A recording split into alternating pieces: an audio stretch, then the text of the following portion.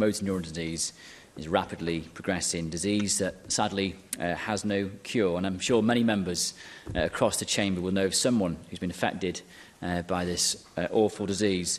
And Deputy Presiding Officer, I'd like to take this opportunity just to remember and briefly pay tribute to a friend of mine, the late Councillor William Knightly MBE, who sadly lost his battle to MND in 2014. Following the member for Aberconwy's elevation to the Senedd in 2011, Councillor William became my group leader at Conwy County Borough Council, and I was his deputy. So we worked together closely for a number of years, a poor man's Batman and Robin, you might say. He was an excellent, though, local councillor and group leader. And I still remember the times that we used to laugh together in his early months of his MND diagnosis, when he lost his ability to speak.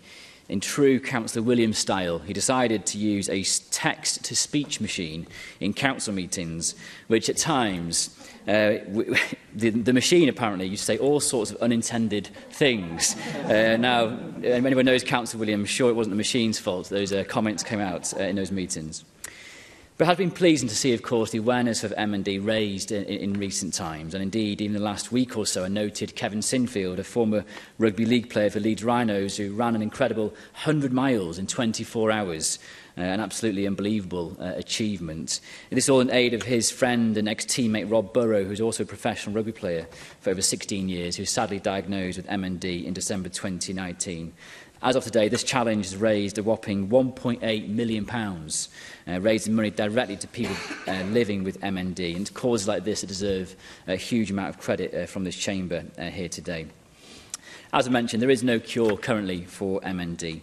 But what our motion seeks to provide is equitable and faster access to housing adaptations, which are essential to ensuring people living with MND can live safely, independently and with dignity in their own homes.